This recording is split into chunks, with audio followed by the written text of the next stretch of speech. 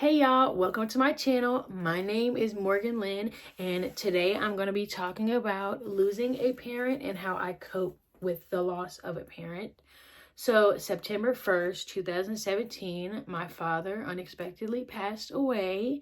It's been the longest 6, almost 7 years of my life. I honestly don't know how I'm still pushing through with this loss. This has been the most traumatic thing that has ever happened to me in my life. Like, in all honesty, my biggest fear was always losing a parent, and that day it did come to reality. So first, I'm going to start off by talking about the night before my dad passed away. What I remember is the night before my dad passed away, I remember telling my dad that he sounded sick, like he sounded congested. And he looked at me and said that he doesn't feel sick, so he doesn't know why he sounded congested. So I'm just like, okay, whatever. I just brushed it off. And then he went home to watch TV before bed because obviously he has work in the morning. So when he went home, I remember my grandma fell in the shower, and my mom called and asked him to come help get her out of the shower. And when he went over to get her out of the shower, he did not have enough strength to get her out of the shower and pick her up. So my ex-boyfriend had to get her out of the shower. He was complaining, I believe, of his shoulder hurting, which is why he didn't have enough strength, which his shoulder hurting, he always said that it was due to a injury on his shoulder, that he did something to his shoulder. I'm not sure what he did, but he always complained of it. And he always used the excuse that it was due to an injury. So he went home, went to sleep, and got up for work the next morning. I was still asleep because I am a night owl, so I do stay up late and sleep. Like, I sleep in. So he worked at probably 6, I think 6 in the morning. So he had to get up at like 5 or 4:30, and he went to work. Obviously, I'm still asleep. So what I heard was, when he got to work,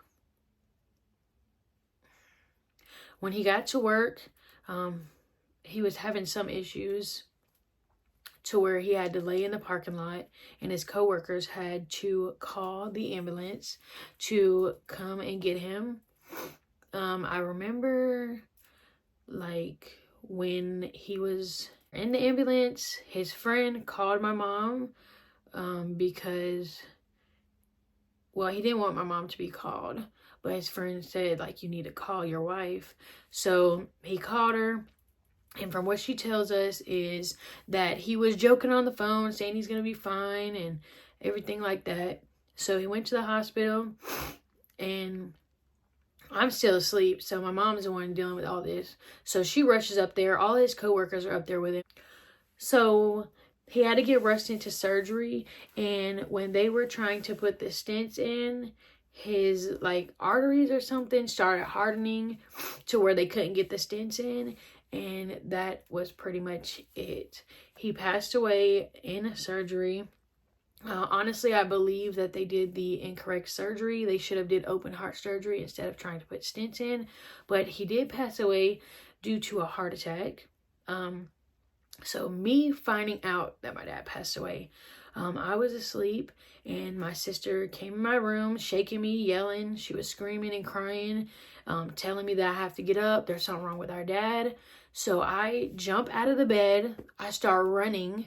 I run through the house. There's a hallway I have to run through, and then I have to take a right to get to the living room to go out the front door. And there's a mirror. Like, when I turned right from the hallway, there was a mirror right here. I was running so fast. I just woke up. I ran into the mirror. It fell over and busted everywhere. So I went out the front door, and I'm like freaking out, like, what's going on? I'm trying to ask my aunt, like, what's going on? So my aunt says that my dad's heart is only working at 3%. So, you know, I'm like, what? Like, I was in so much shock that I wasn't even crying.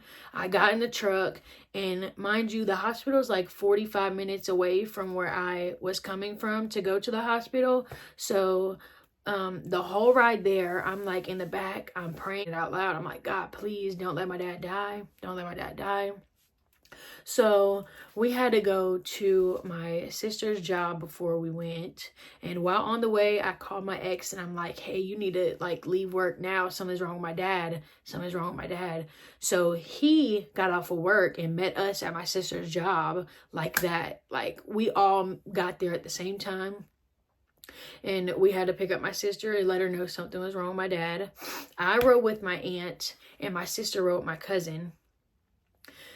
The whole way to the hospital, I still thought that my dad was alive and breathing. I didn't know he passed away. My sister was in the other car with my cousin, and in that car, it slipped up that my dad did pass away while we were on the way to the hospital. So I'm still on the way to the hospital, hoping and praying that my dad's okay. And the whole time he was gone. Like even when I got woke up out of my sleep to go to the hospital and I was told that his heart was working at 3%, my dad was gone. So I'm riding there to the hospital and I'm just praying, and I get to the hospital. I go up to my sisters and my mom. My sister from Florida drove all the way down to the hospital as well. And she was there before I got there. And when I got there, I'm just like, please, I don't want nothing to happen. Like, I don't want nothing to happen. And my sister's like, what do you mean? And I'm like, I don't want my dad to die. And I just remember her telling me, baby, he's already gone. So I had the biggest scream, the biggest cry. I'll never forget, like, the day that I was told that he passed away. My aunt, one of my aunts says after that, she said she still remembers, she could still hear my screams. Like, that's how bad it was. After that day, I've never, ever been the same. For his funeral, I couldn't even go to the casket. I sat all the way in the back at the funeral. I tried to go up to the casket, but when I seen him, I instantly broke down and turned around. And I just couldn't do it. And a lot of people wanted me to go see him in the casket because they felt like I would regret it if I didn't go see him. But honestly, still to this day, the decision I made to not go see him in the casket was what was best for me, and I don't regret it at all. Like, that's just something I don't want to see. Like, I really don't want to see my father in a casket not breathing. Like, that's just something that to this day, I would not choose to go see him. Everything I did that day of the funeral, I don't regret it. Sitting in the back, anything, I don't regret it. And pretty much how I cope with losing my dad. It has been a big life change for me. I feel like after he passed away, I had to... It's kind of hard to put in words. Like, I had to relearn how to live. It was like I was reborn again. It's like I had to relearn how to live without him.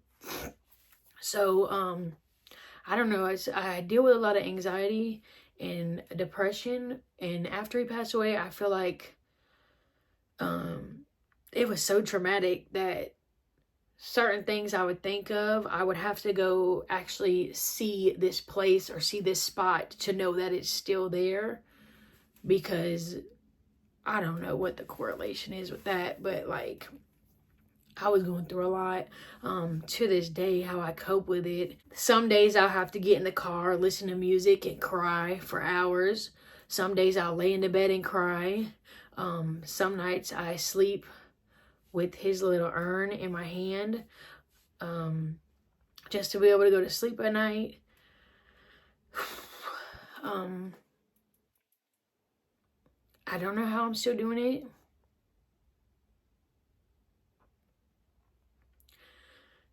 I never want to relive that again.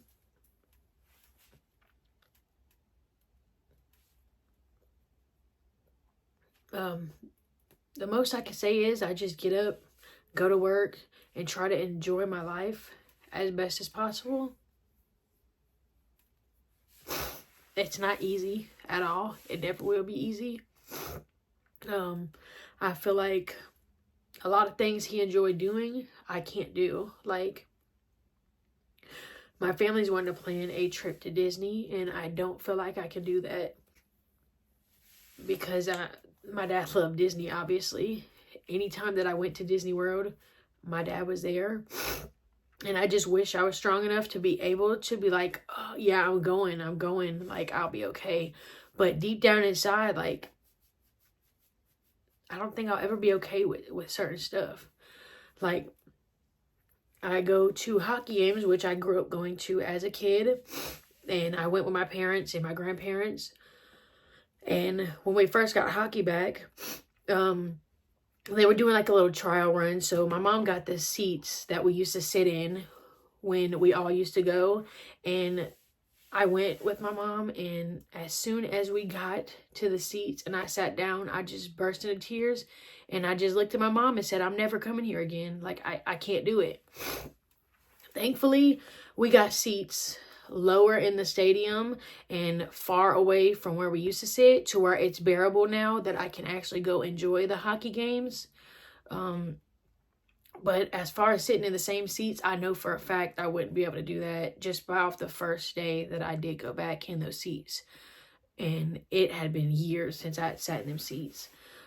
Also, we used to go to a place called Mount Olympus, and I think it was like a year or two ago, we went to Wisconsin. It's called the Wisconsin Dells, and it's a place called Mount Olympus. And we went to go eat a breakfast place in Wisconsin. And to get to the breakfast place, we had to drive by Mount Olympus to get to that breakfast place. And as soon as I seen it, I broke down into tears because this is a place that I used to go with my dad. Like, I've never been to this place without my dad.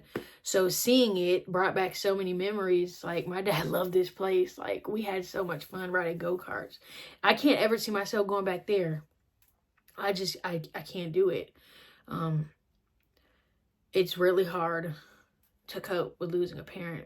But I can honestly say I'm still here and I'm doing it.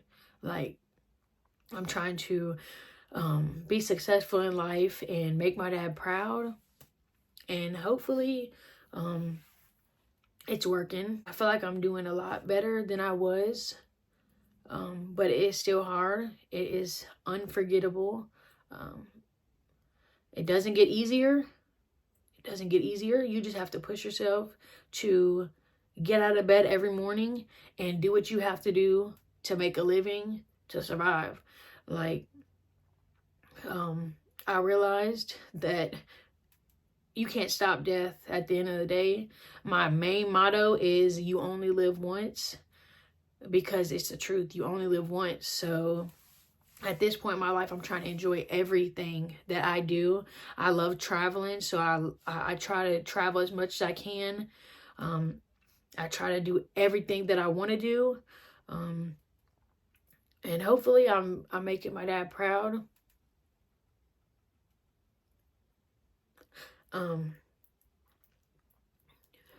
Also, some nights I wake up from having a terrible dream about my dad.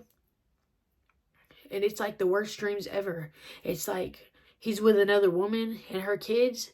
And I'll be sitting there calling, begging to talk to him, and he just won't talk. And it's like, what? Like, and then I wake up and I'm like all anxious and stuff because I'm like, what's going on? I'm like, it's just heartbreaking to have to deal with losing a parent. And if you have lost a parent, I definitely understand. I know the pain. If you ever need to talk, you could always reach out to me, because I definitely will listen. I will talk to you. I get where you're coming from. I understand how hard it is.